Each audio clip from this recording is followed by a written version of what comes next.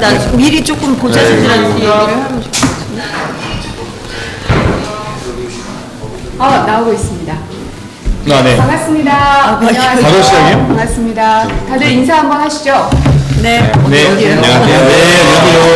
네, 반갑습니다. 반갑습니다. 매번 해도 예, 모르겠어요. 오늘 일하는 국회 벌써 5번째 시간을 맞이했습니다. 오늘은 사실 저희 여기 참석자들 한 분 빼고는 되게 바빴어요. 오늘 아침부터 국회에 다녀왔었잖아요. 가장 오늘 말씀도 많이 하셨던 우리 김용민 의원님 소감 짧게 한마디 해주실래요? 네, 안녕하세요. 저 김용민입니다.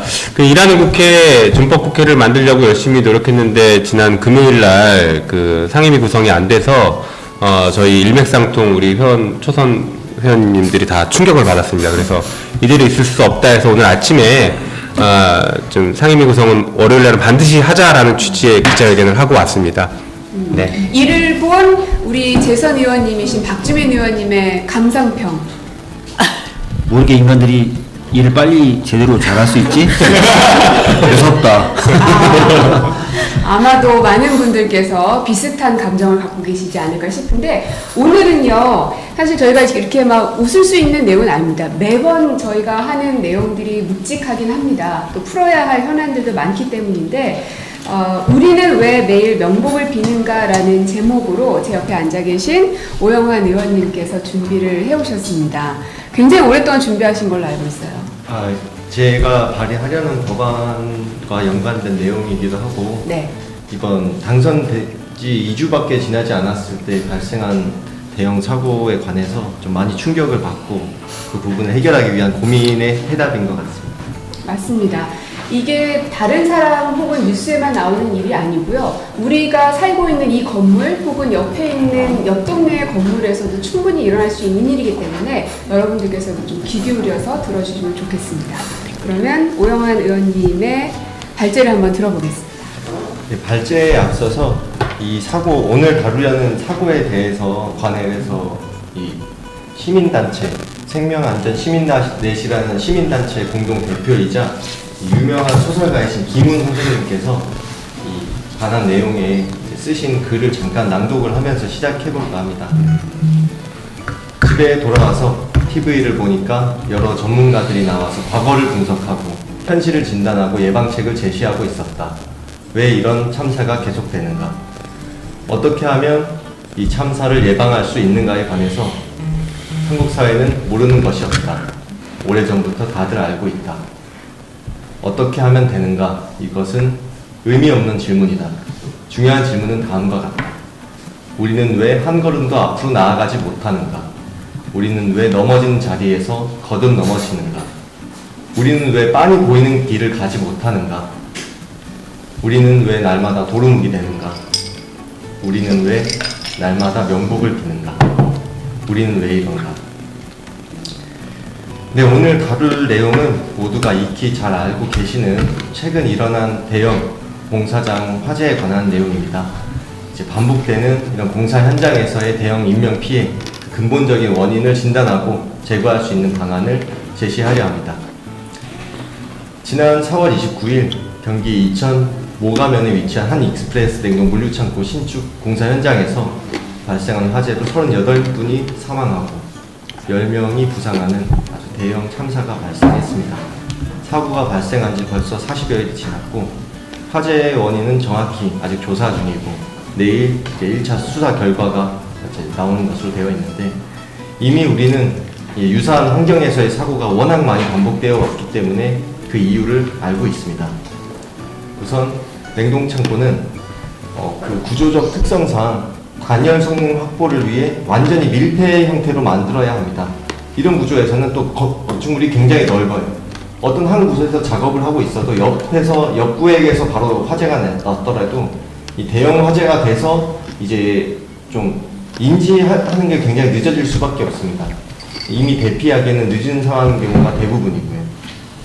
또한 저렴하면서도 단열 효과가 좋은 원자재로 공사를 진행하는데 이 자재들이 성질이 가연성, 인화성인 경우가 많고 시공 중에 유증기가 발생하는 그런 작업들이 동반됩니다. 대형 인명피해가 발생할 수 있는 위험성이 아주 극대화된 건축물이라 할 수 있습니다. 몇 가지 유사 사례를 살펴보겠습니다. 우선 1998년 부산 범창 콜드프라자에서 발생한 화재로 27명이 사망하고 16명의 부상자가 발생하는 사고가 있었습니다. 그 원인은 우레탄폼 작업 중에 착화되어 발화한 것으로 밝혀졌습니다. 또한 10년이 지난 2008년 이번에 화재가 발생한 이천과 그리 멀지 않은 곳에 있는 호범면의 냉동 물류창고에서 대형 화재로 40명이 사망하고 10명의 부상자가 발생하는 등 사고가 또 반복되었는데 이때 역시 우레탄폼과 용접 불티가 발생했던 것이 동일한 원인으로 지목되었습니다. 보시는 표와 같이 이 유사 현장에서의 대표적인 단 8건의 화재에서 인명피해가 사망자만 111명에 달합니다. 단 8건입니다. 또한 92명이 부상당한 결과가 있었습니다.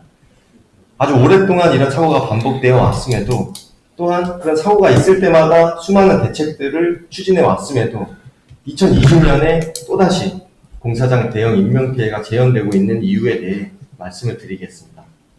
첫 번째, 근본적으로 화재에 취약할 수밖에 없는 건축 자재를 사용을 계속하고 있어요.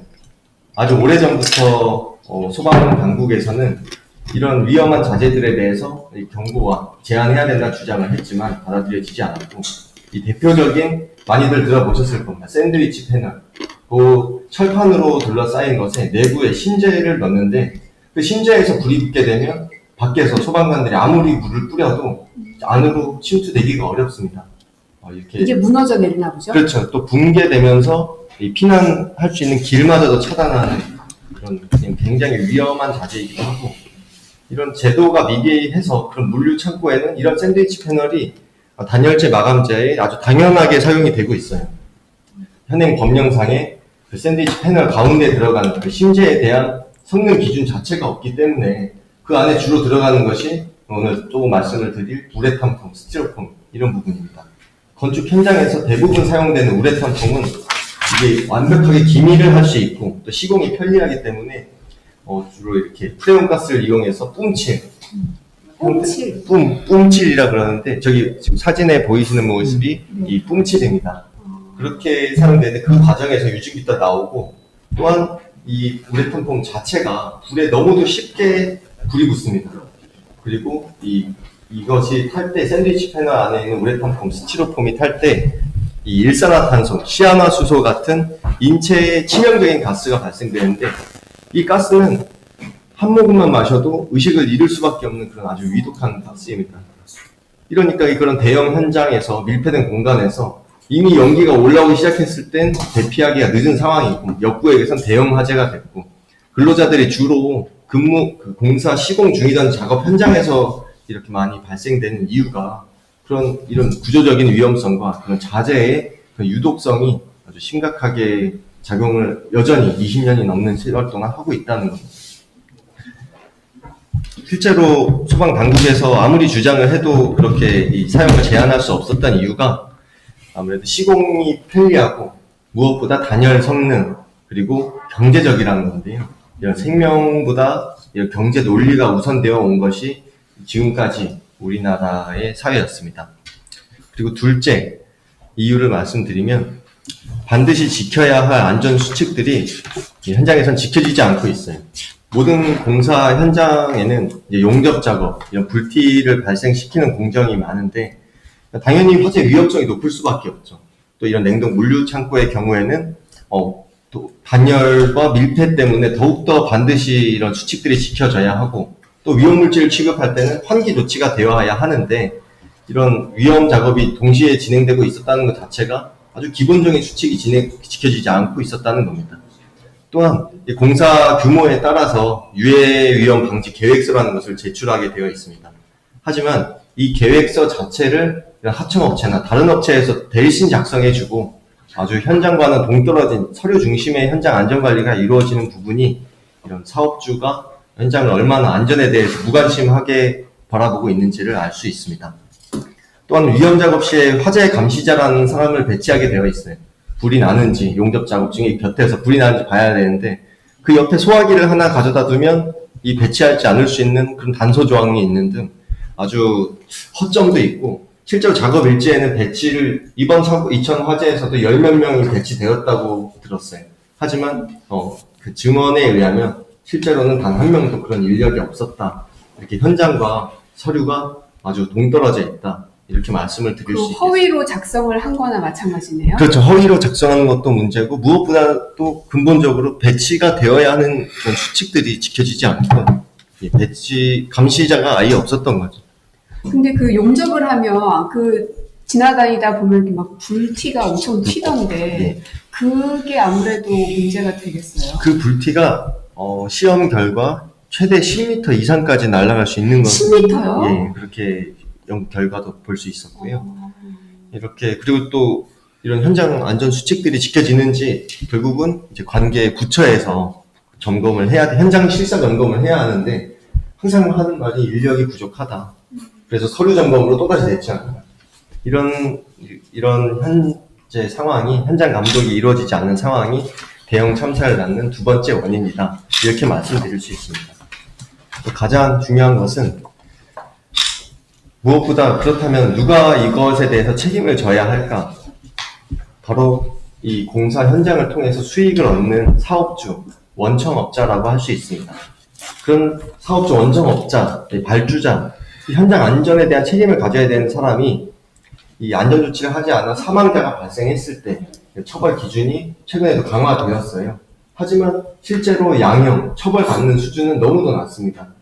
그리고 이 정작 그 사업주 등이 처벌받지 않고 현장에서 안전 책임자로 지정된 사람 아무나 시키는 거죠.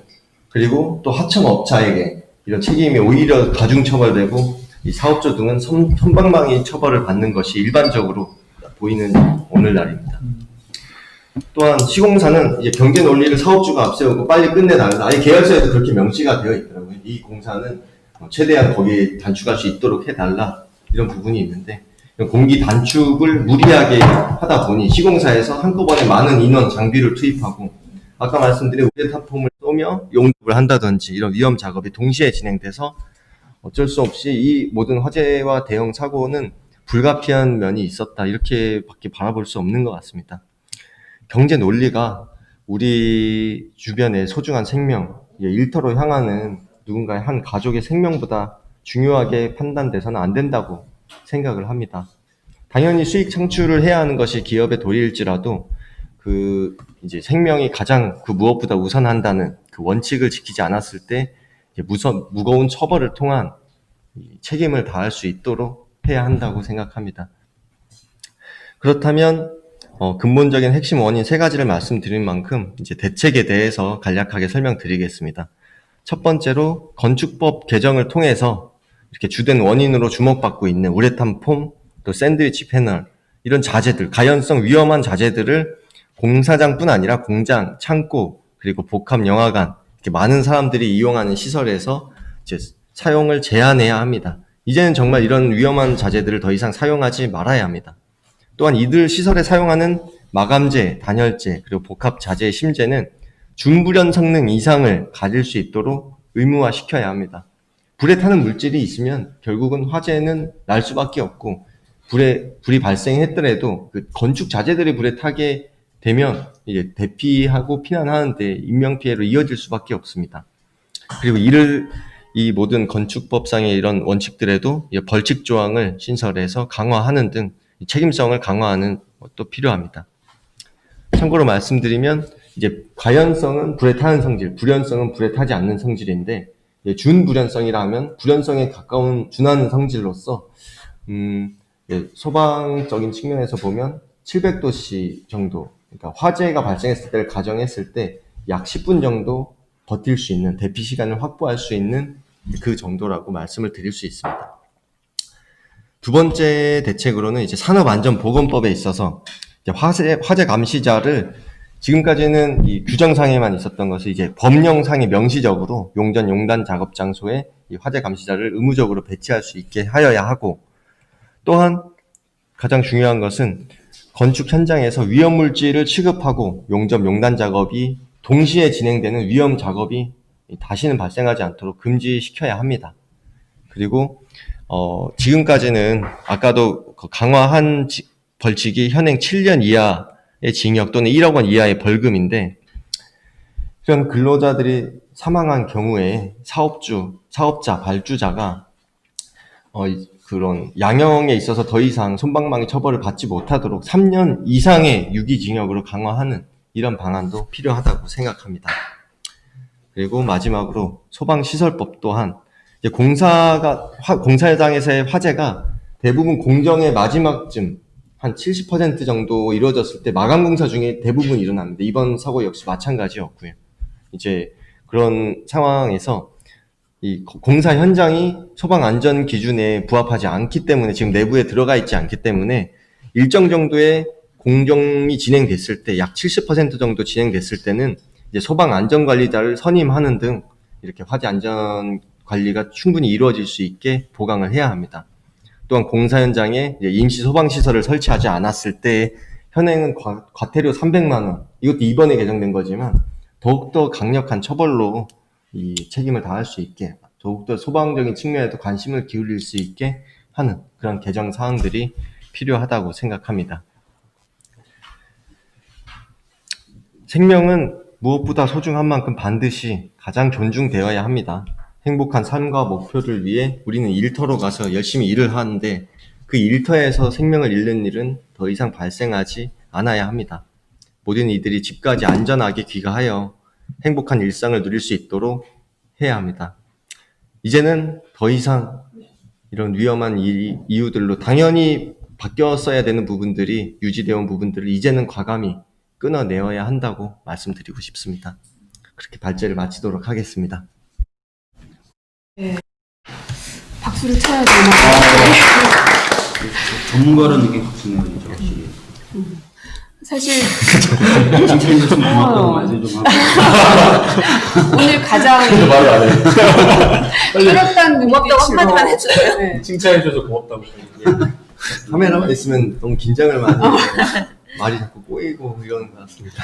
근데 사실은 이제 되게 어려운 단어들도 되게 많은데 일단 오영환 의원님이 얘기해 주시니까 신뢰성이 일단 확 가네요. 네, 진짜. 그리고 무엇보다 그 샌드위치 판넬이 불에 의해서 녹아서 길이 막혀버리면 사람을 구하는 것도 문제지만 소방관들의 생명도 달려있지 않아요? 사실 소방관들의 순직 공상 사고가 당하는 현장 중에 샌드위치 패널이 화재 진압 과정에서 이렇게 무너져서 그렇게 해서 추락하는 경우도 많고 굉장히 너무도 위험해서 우리는 소방 당국에서는 쓰지 말자 주장을 20년 전부터 했습니다.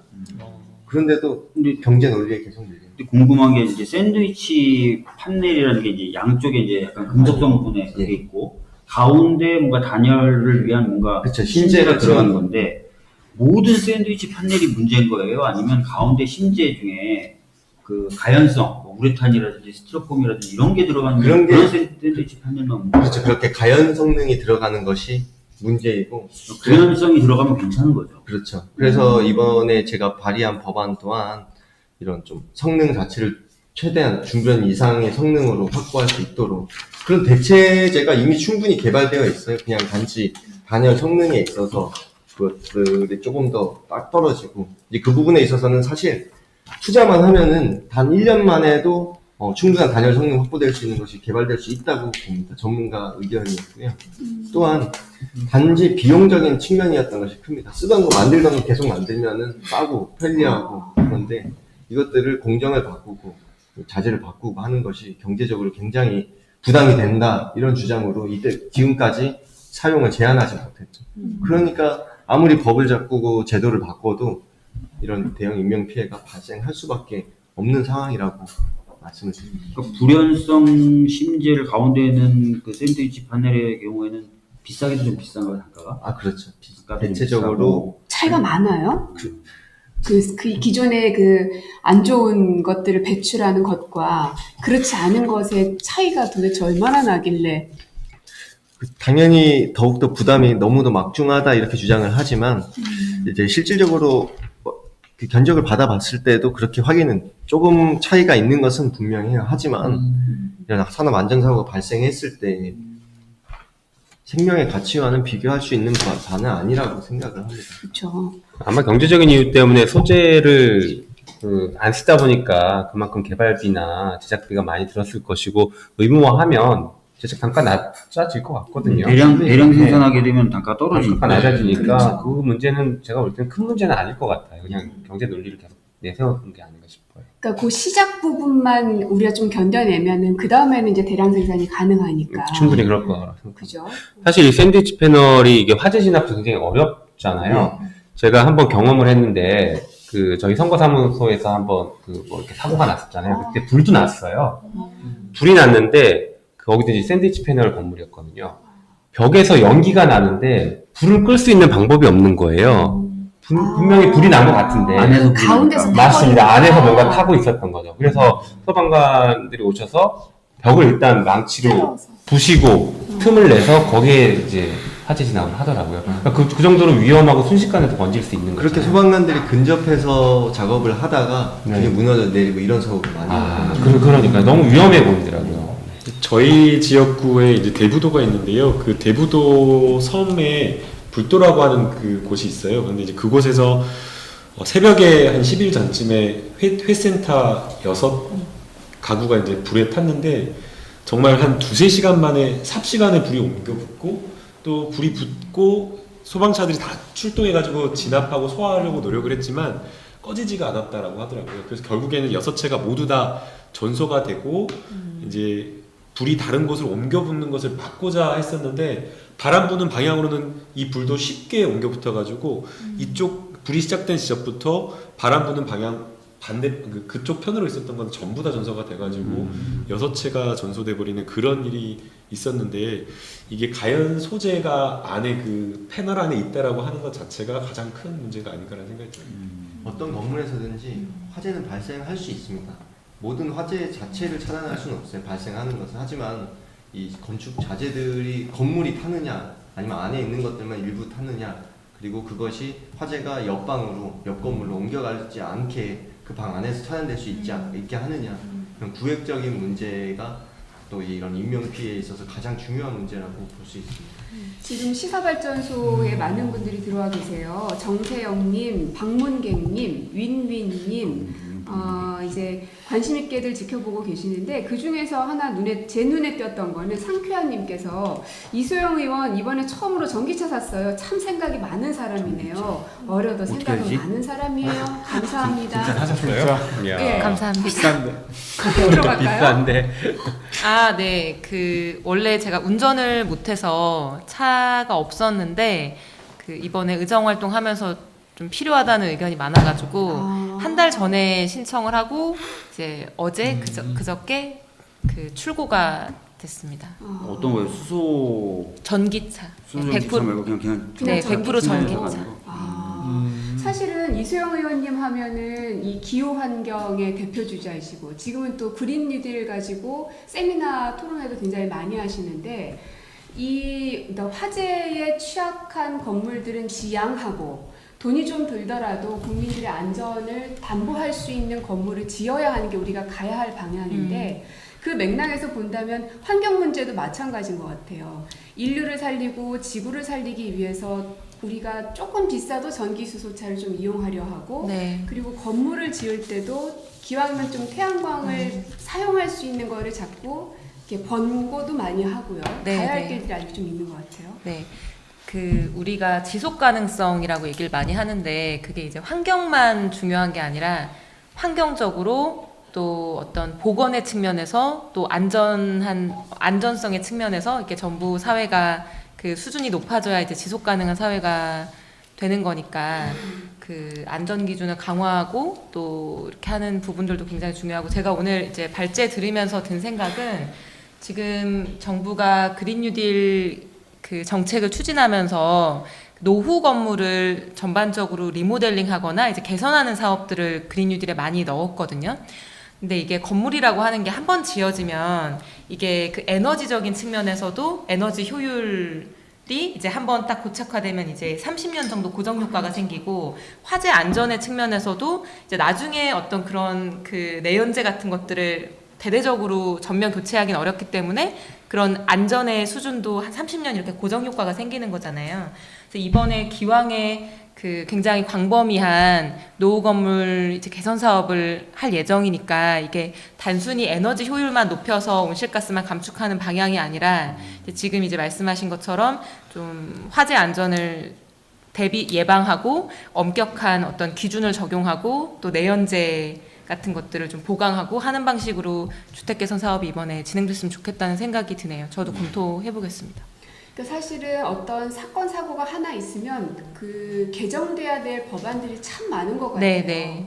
근데 지난 2017년이었던 걸로 기억하는데 제천에서 한번 그 스포츠 클럽이었던가요? 큰 대형 또 화재 참사가 있었는데 그때 원인은 사실 그 비상구, 그러니까 탈출할 수 있는 곳이 완전히 다 막혀 있고 막 물건이 쌓여져 있고 그래서 더 이제 이게 참사가 더 커졌다고 그러거든요. 예. 찜질방이었던 것 같아요. 사우나. 맞아요. 제천 화재 네, 말씀. 운동하는 네, 데도 네. 있고 사우나도 있고. 그 부분에 있어서 제천 화재에서 일어난 그런 다양한 워낙 인명 피해가 컸기 때문에 정말 많은 분들이 참 충격도 많이 받았고 문제점 도출된 거에 대해서 20대 국회에서 법안이 제출됐는데 통과된 것들도 많지만 아직 통과되지 못한 것들이 더 많아요.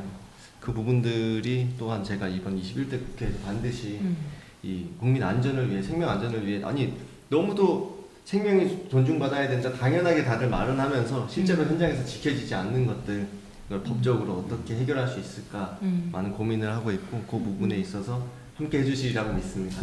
함께 하겠습니다. 네. 아까 말씀하셨는데, 뭐 어쨌든 사고는 발생을 할 수가 있잖아요. 특히나 저희 장애인분들 같은 경우에 화재 발생 시에 대피하는 방법들이 있는데 그 매뉴얼에 봤을 때 제가 너무 우리끼리 말을 했을 때 우리는 화재 나면 그냥 죽어야 되는구나라는 얘기를 한 적이 있어요. 그게 뭐냐면 저런 유리를 깨서 뭐 소화기를 들어서 유리를 깨가지고 뛰어넘는다거나. 그때 우리는 유리를 깰 수 없는 상황인 거죠. 그리고 제일 먼저 차단하는 게 엘리베이터예요. 화재가 났을 때. 저희는 이동하는 수단이 엘리베이터인데 엘리베이터를 차단하면 내려갈 수 있는 방법이 계단인데 소방재난본부에서 매뉴얼을 하나 만들었어요. 거기에 지체장애한테 뭐라고 해놨냐면 활동보조인이 부축해서 계단을 내려간다 이렇게 되어 있어요. 걸어서 내려간다. 저는 뭐 내려갈 수 있는 방법이 없죠.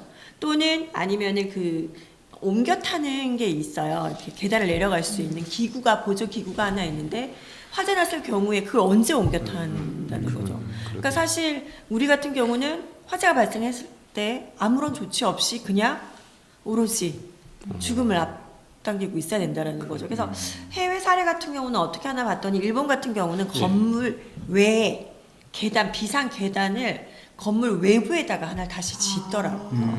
그러니까 우리가 뭐 당연히 화재는 안 났으면 좋겠지만 발생했을 경우에 대피하는 방법이라든지 매뉴얼이라든지 이런 것들을 좀 더 강화하는 것도 좀 필요하지 않을까 싶어요. 그럼 외부에 설치한 특별 피난 계단이 장애인 전용으로 이렇게 되어 있는 걸 확인하셨다는 걸까요? 아니에요. 그거는 이제 전 국민들이 다 이용할 수 있게끔 되어 있기는 한데 아직까지는 장애인을 위한 대피 방법이나 매뉴얼들이 정확하게 나와 있지 않는 거죠.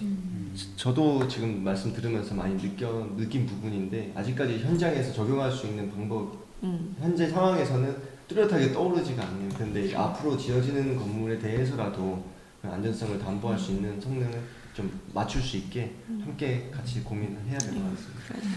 그리고 또 이제 화재가 상가 건물들이 좀 이렇게 많이 있거나 이제 밤새도록 영업을 한다거나 그런 경우에 화재들이 또 나곤 하잖아요. 그래서 우리 장경태 의원님 같은 경우에 이제 지역구가 그런 게 밀집되어 있는 상가들이 좀 많고 그러지 않습니까? 아니, 저는 말씀 듣다 보니까 저희가 이제 24시간 영업하는 지역, 장안평 같은 경우 상가가 좀 많이 발달되어 있는데요. 아무래도 이제 24시간 영업하다 보면 화재 안전의 우려가 대단히 높아지는데 화재 감시자 제도가 있더라고요. 거기에 대한 역할이라든지 현재 불령으로 되어 있는 것들이 또 뭐 법으로 지금 추진한다면 어떤 보완책들이 있을지 궁금하더라고요. 그 화재 감시자는 이제 공사 현장에서 용접, 용단 이런 거 위험한 작업을 할 때 그런 걸 감시하는 역할을 하는 사람이고요. 네, 한 모금 드시죠. 예, 괜찮습니다. 예, 그동안 우리가 뭐라도 하고 있으면 되니까. 예, 꿀꺽꿀꺽. 자. 마시는 모습도 보고 잘생기면 왜 이렇게 수줍어하세요? 잘생김. 막내 놀리기. 그런 기준상에 이 불령에서 규정하고 있는 걸 법령으로 명시해야 된다. 이 부분은 국민에게 의무를 부과하는 사항이기 때문에 이 체계상 법률에 규정하는 것이 마땅하고 또 법 집행의 효율성 제고를 위해서도 그런 이제 불령 수준이 아니라 법 자체에다가 명시해야 된다. 그렇게 하는 겁니다. 그럼 화재 감시자를 안 둬도 처벌 규정이 없는 거예요? 아니 안 이제 둬도- 그 처벌 또한 강화해야 된다고 아, 그렇게 말씀을 드렸습니다. 아까 어떤 분이 댓글로 뭘 남겨주셨냐면 그러면 목재 같은 경우는 사실 화재가 많이 난다. 그래서 건축 자재만 바꾸는 건 안 되고 뭔가 시공 과정에서 화재가 안 일어나도록 하는 방법이 더 중요하다라는 댓글을 남겨주셨어요. 저도 그거 여쭤보고 싶었어요. 네. 그러니까 이번에 사고가 났던 여러 가지 원인 중 하나가 첫 번째는 뭐 샌드위치 판넬이나 이런 것들도 지적을 하지만 문제는 위험한 공정을 한꺼번에 했다라는 것도 지적을 되게 많이 하시는 것 같아요. 그래서 아마 김남국 TV에서 댓글을 달아주신 분 같은데요. 감사합니다. 네, 근데 그 부분에 대해서 이거 되게 중요합니다. 이거 댓글 달아주신 분들이 되게 중요하기 때문에 우리 소통하는 방송이잖아요. 네. 그래서 그분들에게 감사함을 항상 표시를 해야 되고요. 그래서 이제 그런 공정이 위험한 공정이 한꺼번에 복합적으로 이루어졌다라는 지적하시는 분들이 많아요. 그래서 그런 부분에 대한 뭐 대책이라든가 규제도 좀 필요할 것으로 보이는데 어떻게 생각하세요? 당연히 우리가 생각할 때는 이런 위험한 자재가 저는 이제 자재 중심으로 말씀을 드려서 그렇지만 사실 제가 아까 말씀드린 법 개정 제가 추진하고 있는 사항에 그런 위험한 작업들이 동시에 진행될 수 없게 하고 그거를 감시하는 사람도 그렇죠. 배치할 수 있게 하고 또 그 완전 수칙들이 지금까지는 서류 중심으로 이루어진 것들에 대해서 더 이상 이 사업주나 이런 원청 책임 있는 사람들이 그 안전을 외면할 수 없도록 법적인 처벌까지 강화하는 그런 법안을 지금 준비하고 있습니다. 그래서 이제 조금 덧붙여서 말씀을 드리면 이제 실제 하청을 받으시는 분들이 하청업체끼리는 이게 어렵다라는 거 위험하다는 걸 안 돼요. 근데 이렇게 위험한 공정을 이번에도 마찬가지인데 결국에는 공기를 단축하기 위해서 그랬던 거다. 그러면 이것을 하청업체끼리 좀 늘려달라 며칠만 만미를 더 줄여라고 이야기를 해도 해결이 안 된다라고 하거든요. 하청업체가 하청업체한테 이야기를 해도 아무 소용이 없는 거죠. 위에 원청이 허가를 해주지 않으면. 그래서 지금 결국에 되고 있는 것들이 아까 오영환 의원님께서 말씀하신 대로 이런 사고 터지면 평균 내보면 실형받는 사람들 거의 존재하지 않고 대부분 뭐 발주하는 데나 원청업체, 하청업체 심지어는 그 해당 업체, 하청업체의 대표들도 그냥 벌금형에 그치는 경우가 많기 때문에 발주하는 곳에서 모든 권한을 가지고 있기 때문에 안전과 관련된 설계, 재질, 그 다음에 공법, 시공 이런 것들을 다 관리 감독할 수 있는 권한이 있기 때문에 원청 업체, 발주처에게도 책임을 묻는 법안 규제를 그런 조항이 좀 있어야 되는 것 아니냐라고 이야기를 하셔서 여기에 대한 또 의견이 좀 필요하지 않을까 또 생각도 들어요. 네. 갑자기 김남국 변호사님 의원님 말씀 들으면서 든 생각인데 우리나라가 건설 공기가 굉장히 짧거든요. 예. 정말 빨리 건물을 짓고 정말 빨리 공사를 끝내기로 유명하고 이제 그게 어떻게 보면 이제 효율성이 이제 높다 이렇게 평가를 받고 있는데 이런 거는 어떨까 싶어요. 그러니까 그 표준적인 안전 공기 기준을 정하는 거예요. 예컨대 터파기 공사 안전하게 했을 때 예컨대 이제 그 절차를 다 지키고 이렇게 뭐 안전하게 했을 때에 통상적으로 이제 걸리는 기간, 흙막이 공사 뭐 얼마의 기간 이런 표준적인 안전 공기를 정해놓고 그거보다 뭐 과도하게 빨리 진행된 경우에는 어떤 이유가 있을 거잖아요. 그게 그냥 단순히 굉장히 이제 운이 좋아서 그렇게 진행됐을 경우도 있겠지만 무리하게 이제 공기를 단축하기 위해서 절차를 생략한다거나 어떤 기준을 위반한다거나 이랬을 수 있으니까 이제 그런 것들을 감리해서 조금 더 이제 보완적으로 잘 감시하게끔 하는 그런 제도들도 있으면 좋겠다는 생각이 듭니다. 사실은 오늘은 이제 화재에 대해서 주로 말씀을 드렸지만 이 화재뿐 아니라 공기 단축 이렇게 노동 현장, 근로 현장, 공사 현장에서의 안전이 충분히 지켜지지 못하고 있다는 상황이 우리나라 산재 비율이 너무 OECD 중에서도 정말로 너무도 부끄러운 수준이거든요. 그 부분에 있어서 정부에서도 지금 건설안전특별법을 제정을 하고 있어요. 이제 공기 단축, 적정한 공기를 보장하는 그 내용도 거기에 포함된 것으로 최근에 그런 간담회에서 것 같고요. 저도 끊임없이 관심을 계속 이어나가겠습니다. 이소영 의원님께서 말씀하신 내용이 이제 산업안전보건법에 그 유해 위험 방지 계획서를 제출하도록 해가지고 건설업종 또 화학을 하는 업종 그다음에 용접하는 업종 이런 것들에 대한 계획 어떻게 이 위험 물질 그런 위험 공정을 할 때 어떻게 할지를 계획서를 제출하도록 되어 있다고 하더라고요. 이 해당 업체도 이 유해 위험 방지 계획서를 제출을 했는데 미달해가지고 시정 조치를 하라고 했는데 또 시정 조치를 했어요. 또 미달해가지고 또 시정 조치를 했어요. 근데 그게 계속 왔다 갔다 반복하고 반복만 될 뿐이고 실효적인 조처로 나아가지 못했던 거예요. 그러니까 실제 그 이런 어떤 규제가 있었지만 실질적인 어떤 기능을 하지 못한 탓도 굉장히 좀 큰 것 같아요. 그러니까 그게 아까 얘기하셨던 것처럼 서류 중심으로 심사가 되다 보니까 계획서를 좀 바꾸는 거예요. 지역 나오면 그걸로 끝인 거죠. 그럼 끝인 거고. 그래서 현장에서의 단속이 필요하다고 하는데 그 산업안전공단이나 이런 데서 이제 현장 점검을 하는데 인력이 없대요. 그래서 지자체에서는 지자체로 그런 그 현장 단속 권한을 넘겨달라고 요구하는 지자체들도 있어요. 예. 반면에 지자체의 경우 유착되는 것 아니냐. 해당 뭐 그 네. 지역의 건설사들과 오랜 관계 약간 그런 게 있어서 그거에 대한 질문 하나 좀 드리고 싶었는데 아까부터 어떻게 좀 생각하세요? 어떤 방법이 좋은 것 같아요? 저도 이런 지자체에서 그렇게 적극적인 이런 주장을 하는 지자체가 있는데 사실 그런 유착 관계, 유착 사례 지금까지의 그런 사례들이 있기 때문에 걱정이 되는 것도 또한 사실이거든요. 그래서 오히려 이런 좀 노동 단속 경찰, 특별사법경찰이라든지 이런 부분이 이 지자체보다는 정부 차원에서 충분히 그런 인력들을 따로 보강해야 되지 않나. 저는 그런 방향이 맞지 않나 생각을 합니다. 지자체별로 하게 되면 각 전국의 많은 공사 현장별로 단속 정도라든지 이런 오히려 형평성에 있어서 지자체 간에 이런 불균형이 생길 수도 있지 않을까 그런 고민도 좀 해보게 됩니다. 좋은 지적. 네. 저도 궁금한 게 하나 있는데 빨리 여쭤볼게요. 이게 사실 샌드위치 판넬로 조금 집중해 보면 여기서 공사 현장에서 문제가 발생했던 것인데 이미 지어진 수많은 샌드위치 판넬 그 구조물들이 있잖아요. 여기서 이제 그런 샌드위치 판넬로 지어진 구조물들을 이용하는 이용자들도 여전히 이 위험성은 계속 노출되어 있을 것 같아요.